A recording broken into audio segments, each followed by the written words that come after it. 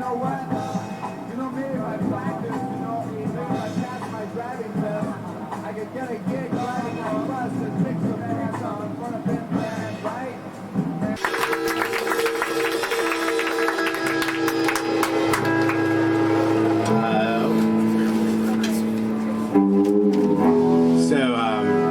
Should we do the other reading? And then we'll do just the solid piece. The bubble trouble. Yeah. So this is another story taking place in 1979. Oh, I don't know if I explained. I've been writing a memoir, and I'm getting near the end of it. But these are a few excerpts from that. This is a song about shoplifting with Bing Crosby's grandson and some of the Go-Go's. One fall night in 1979, Pleasant, Jane, Margot, Dennis, and I were up for a little partying at Joan Jett's apartment in West Hollywood. Dennis is the grandson of Bing Crosby, by the way, and one look at his round face conjured visions of White Christmas and swooning Bobby Socklers dancing before your eyes. He was also a funny drunk, a paper hanger, and a script forger, a handy and lovable friend. We all decided to go to the supermarket to get some booze before the party. God knows, once you went to a party, all your booze would be gone in a minute, so pre-drinking was always in order. While on the way, Dennis miraculously remembered that his boyfriend, Philip, had some Quaaludes and Escatrol speed in his freezer. Philip happened to be out of town. Dennis knew it would be simple to climb through a broken kitchen window that didn't lock. Funny how the mind remembers those details. Rationalizing that we were all friends and the absolute fact that he was Dennis's lover, breaking and entering and stealing drugs seemed quite innocent.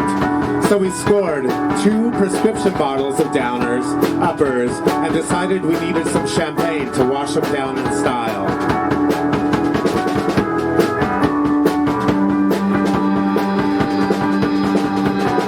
Five-finger discount was our specialty.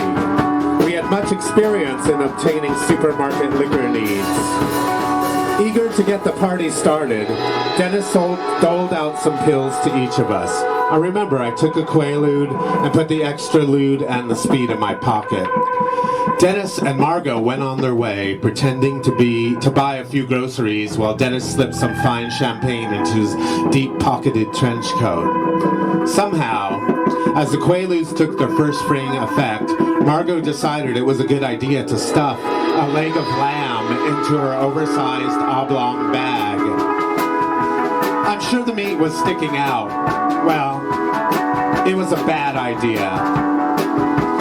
As me, Jane, and Plez waited in the parking lot, we started to feel a bit lightheaded ourselves. Surprisingly, Margot comes running up to the car, bug-eyed and breathless. She quite literally cried out, "They have my bag! With all my rent money I made selling Tuinals! Dennis is still in there! Ah!" Apparently, they were busted at the checkout counter buying a single roll of toilet paper as a ruse when security nabbed them. She left the bag and Dennis and bolted out the door. You must understand that Margot had bright green hair, an oversized black and white checked man shirt, green tights, and sneakers on. This may not seem so wild now, but at the time, she really stuck out. A tad suspicious outfit to be wearing while swiping big meat. Dennis's fail-safe foil was his Bing Crosby blue eyes and thousand-mile stare, just starming and charming at the same time. Well, none of these usual foils were working like they should.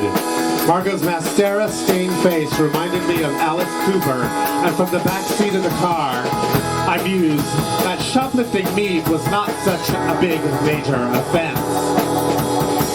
Thinking I was the voice of reason instead of high out of my mind, I offered to go back in the store with Margot, apologizing to the clerk, pay for the leg of lamb, and promised never to darken the doors of Mayfair supermarkets again.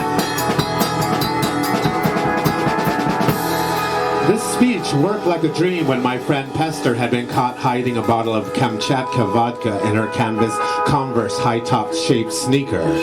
So we marched back in the supermarket. The looks on the face of Dennis, the clerk, and the security guard did not look so simpatico as I expected. As I swayed my way up to the clerk, I gave my slurry spiel of sorry, paying, and splitting forever and ever. Stone-faced, she told me that the police had already been called and we were now locked inside the store until the authorities arrived. Bastards. As Dennis and me traded blank stares, Margot dropped to the floor, screaming and crying at the top of her lungs. After a few minutes of shrill noise, the clerk could not stand it any longer and said, "Beat it now! The police are on their way!" God was with us. Dennis and I got the bag with the 2-in-all money, said thanks, and ran to Margot to tell her to quit making a scene and we could split. But Margot was beyond method acting.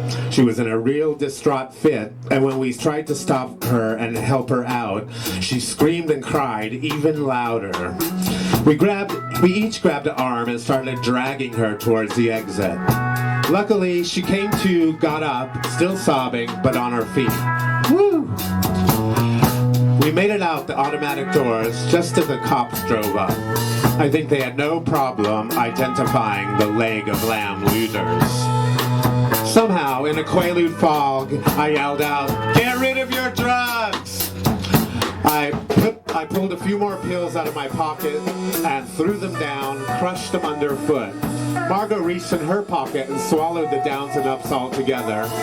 And Dennis was at a loss since he had both prescription bottles, one in each front pocket of his trousers. There was no way to get rid of them. So the cops cuffed us, threw us in the back of the Fuzzmobile, and hauled us off to the West Hollywood police station. Meanwhile, Pleasant and Jane were bearing witness to all this, sort of. Seems the aphrodisiac effect of the Quaaludes had come over the girls. They were so busy finger-fucking in the car, they only looked up through the steamy windshield long enough to see us carted away. When we got to the station, we were all separated, fingerprinted, and mug-shotted. Luckily, the supermarket saw what pathetic thieves we were and refused to press charges. Me and Margot were thrown in separate men's and women's drunk tank holding cell to sleep it off. I could hear Margot screaming and crying down the corridor. I'll tell you, I was surprised to see what a modern-day drunk tank looked like. It had been recently renovated. The one shiny chrome sink and the one shiny chrome bench affixed to the matte gray wall looked exactly like the industrial minimalism that was so in vogue in the late 70s. I knew some snobs that would die to have an apartment that looked like this. I imagined being at a party for the editor of Wet Fashion and Lifestyle magazine. I scanned the cell of passed out people and spotted Pat Smear of the Germs smiling on one of the trendy chrome benches. We looked at each other and cracked up. He had been to a party and was hauled in for fighting. We were both high, so we stayed up gossiping between cat naps until we were released in the morning. I had no idea where Dennis and Margot were, and I didn't want to hang around cops to find out. Luckily, I lived 2 blocks away from the police station, so I went home on foot.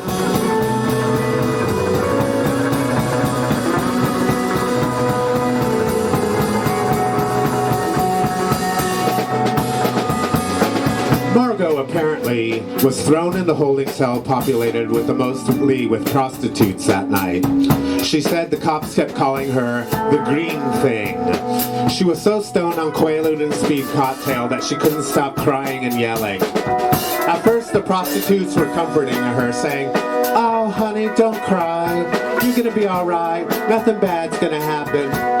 After another hour or so of her shenanigans, the ladies, once compassionate but no longer, started screaming at her, "Shut up already! We have to get back to work in the morning when we get out of here." Poor Dennis had a harder time since he had all the drugs on him and not in him. He was booked on possession and taken down to LA County Jail. Luckily, his boyfriend, whose name was on the prescription, which, when finally located, vouched that Dennis was instructed to pick up the medication and bring it to him.